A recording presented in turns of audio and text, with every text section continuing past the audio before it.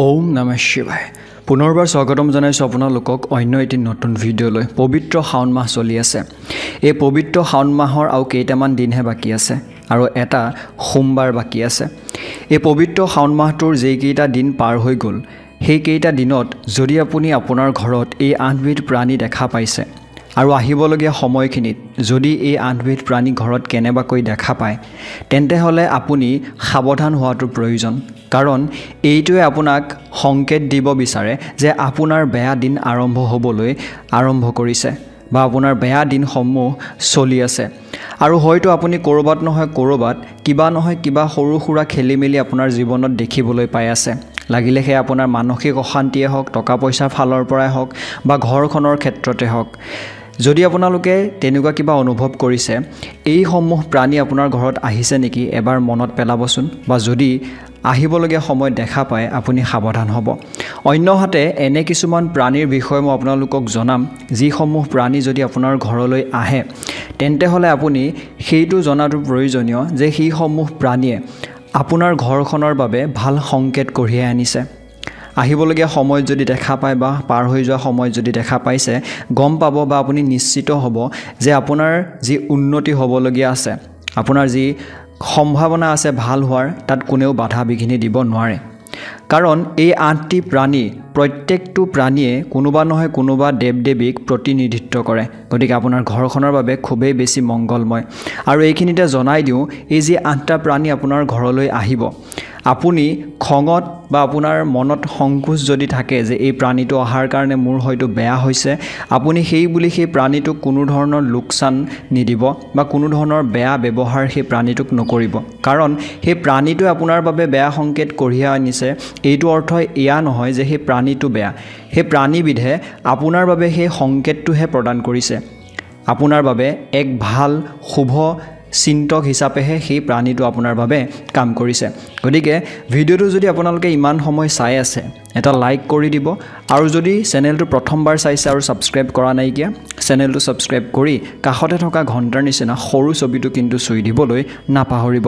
আৰু কমেণ্ট বক্সত এবাৰ ওম নমঃ শিৱায় বা জয় মা লক্ষ্মী বুলি মনৰ পৰা, অন্তৰৰ পৰা লিখিবলৈ নাপাহৰিব। পবিত্ৰ শাওণ মাহ চলি আছে। আমি এই পবিত্ৰ শাওণ মাহত মা লক্ষ্মীক সন্তুষ্ট কৰাব বিচৰাটো খুবেই বেছি আমাৰ বাবে প্ৰয়োজন। আমি ঘৰখন সদায় পৰিষ্কাৰ পৰিচ্ছন্ন কৰি ৰখাটো প্ৰয়োজনীয়। আমি এই প্ৰাণীসমূহক কোনো ধৰণৰ ঘৰলৈ যদি আহে আমি খেদি নপঠিয়াম। কাৰণ যদি খেদি পঠিয়াওঁ আমাৰ বাবে মা লক্ষ্মীৰ বেয়া প্ৰকোপহে পৰিব। তাৰোপৰি আপোনাৰ ঘৰখনৰ সন্মুখ ভাগত কোনো ধৰণৰ ফটা চিটা বা তেনেকুৱা ধৰণৰ জোতা চেণ্ডেল কাপোৰ যিকোনো বস্তু ভঙা চিঙা নাৰাখিব। ঘৰখন পৰিষ্কাৰ কৰি ৰাখিব। ঘৰৰ মুখ্য দুৱাৰ সদায় খুলি ৰখাটো প্ৰয়োজনীয়। কাৰণ মা লক্ষ্মীক ঘৰলৈ আমি সদায় আগমন জনোৱাটো বা স্বাগতম জনোৱাটো প্ৰয়োজনীয়। ঘৰখনত কোনো ধৰণৰ কাজিয়া পেচাল, কোনো ধৰণৰ বেয়া ব্যৱহাৰ বা ইটোৰ সিটোৰ মাজত যাতে কোনো ধৰণৰ মতানৈক্যৰ সৃষ্টি নহয়, সেইটোৰ বিষয়ত আপোনালোকে ধ্যান দিয়াটো প্ৰয়োজনীয়। যি কি নহওক আমি এতিয়া জানোৱা হওক যে সেই 8বিধ প্ৰাণী কি হয়। প্ৰথমবিধ প্ৰাণী হৈছে জেঠী। শুনিবলৈ তেনেই সাধাৰণ, হয়নে নহয়? আমি সকলোৱে ঘৰত জেঠী দেখা পাওঁ, আৰু এই শাওণ মাহতো আমি হয়তো আপোনাৰ ঘৰত বা আমি আমাৰ নিজৰ ঘৰত দেখা পাইছোঁ। কিন্তু ইয়াৰ অৰ্থ এইটোৱে হৈছে যে এই জেঠী মা লক্ষ্মীৰ প্ৰিয়। আৰু এই জেঠী যদি আপোনাৰ ঘৰত এই শাওণ মাহত কোনোবা সময়ত একেলগে 3টা জেঠী একেটা সময়তে একেটা জেগাতে যদি দেখা পাইছে, আপুনি এইটো নিশ্চিত হোৱাটো প্ৰয়োজনীয় যে সেই জেঠী 3টাই আপোনাৰ ঘৰখনৰ বাবে এক ভাল খবৰ কঢ়িয়াই আনিছে। এই জেঠী 3টাই আপোনাক এইটোৱে সংকেত দিব বিচাৰিছে যে আপোনাৰ বাবে ভাল সময় আৰম্ভ হ'বলৈ গৈ আছে। আপুনি বিচৰা ধৰণৰ কৰ্মখিনিৰ জৰিয়তে আপোনাৰ ঘৰখনৰ বা আপোনাৰ মানসিক সকলো ক্ষেত্ৰতে ভাল প্ৰতিফলন দেখিবলৈ পাব। সেই গতিকে আপোনাৰ ঘৰৰ যদি ঠাকুৰ অৰ্থাৎ আপোনাৰ থাপনাৰ স্থানত যদি আপোনালোকে এনেধৰণৰ জেঠী দেখা পায় বা আপোনালোকৰ তুলসী গছজোপাৰ ওচৰত যদি দেখা পায়, তেন্তে হ'লে তাত অকণমান গংগাজল ছটিয়াই আপোনাৰ ইষ্ট দেৱতাৰ ওচৰত আপোনাৰ মনৰ ইচ্ছাৰ কথা আপোনালোকে প্ৰকাশ কৰিব পাৰে। 2 নম্বৰৰ প্ৰাণীবিধ হৈছে মৌ মাখি। যদি হঠাৎ আপোনাৰ ঘৰত বা আপোনাৰ ঘৰৰ আশে পাশে মৌ মাখি আহিবলৈ আৰম্ভ কৰে, মৌ মাখিয়ে যদি মৌচাক তৈয়াৰ কৰে, তেন্তে হ'লে ইয়াৰ সংকেত দিয়ে যে আপোনাৰ ঘৰখনৰ সদস্যসকলৰ বাবে আৰ্থিক উন্নতিৰ দিশ দেখা পোৱা যায়। ই আপোনাক এইটো সংকেত দিয়ে যে আপোনাৰ দৰিদ্ৰতা, আপোনাৰ দুখ কষ্ট আৰ্থিক ক্ষেত্ৰৰ ফালৰ পৰা দূৰ হ'বলৈ আৰম্ভ কৰিব। মৌমাখিক সাফল্য আৰু সৌভাগ্যৰ প্ৰতীক হিচাপে চিহ্নিত কৰা হয়। সেইকাৰণে ঘৰত মৌমাখিৰ যদি চাক বনায়, মৌমাখি যদি আহে, সেয়া ঘৰখনৰ ব্যক্তিসকলৰ বাবে খুবেই বেছি মংগলময় বুলি বিবেচনা কৰা হয়। ৩ নম্বৰৰ প্ৰাণীবিধ হৈছে ক'লা পৰুৱা। ক'লা পৰুৱা যদি আপোনাৰ ঘৰৰ পূৰ্ব দিশৰ ফালে আপোনালোকে দেখা পায়, সেই পূব দিশৰ ক্ষেত্ৰত দেখা পালে গম পাব যে আপোনাৰ ঘৰলৈ মা লক্ষ্মীৰ আগমন ঘটিছে। আপোনাৰ ঘৰখনৰ বাবে এক শুভ সময়, শুভ সংকেতৰ প্ৰদান কৰিছে।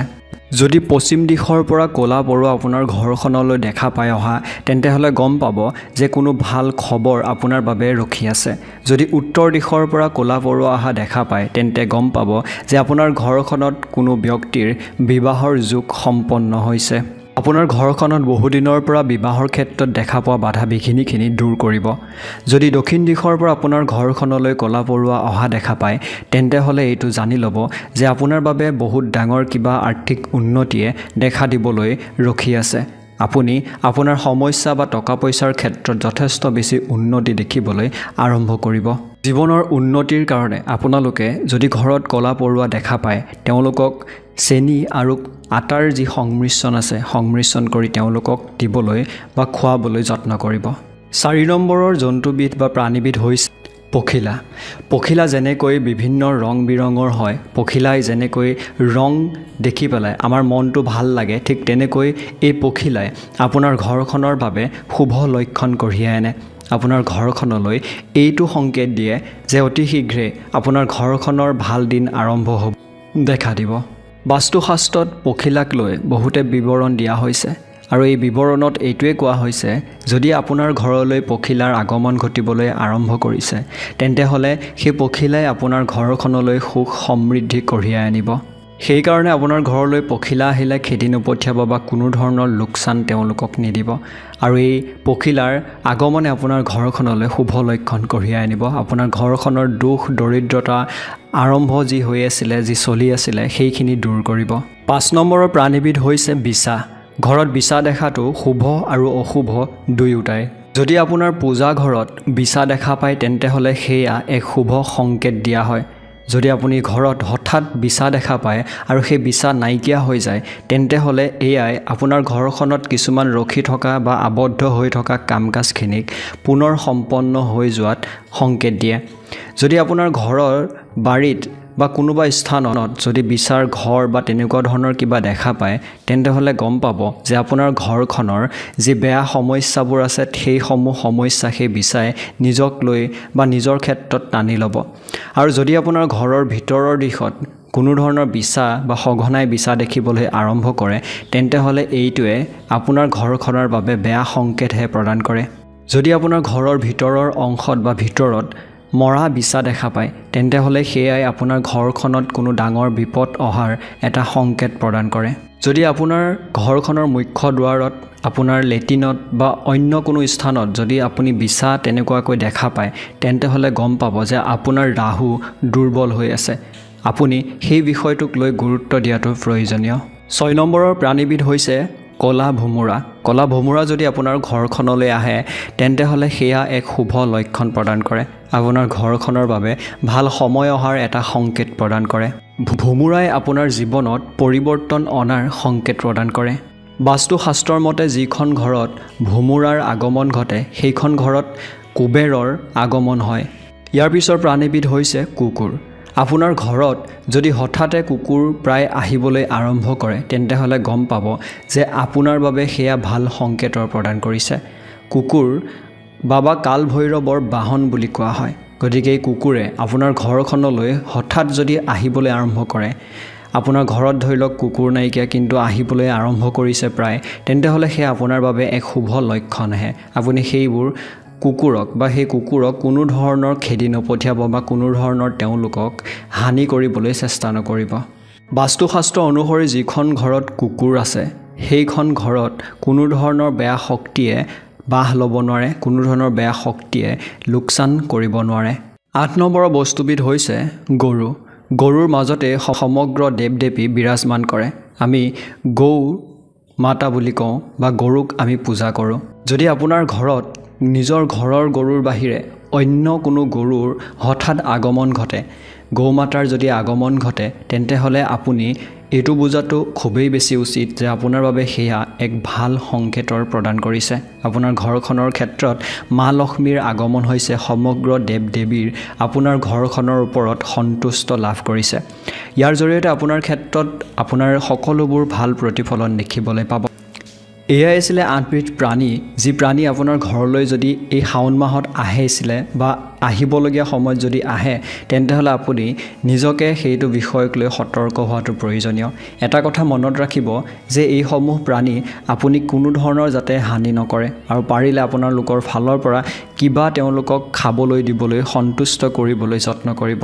পুনৰ এটি নতুন ভিডিঅ'ৰ সৈতে লগ হ'ম। তেতিয়ালৈকে ওম নমঃ শিৱায়, ওম নমঃ শিৱায়, ওম নমঃ শিৱায়। ধন্যবাদ।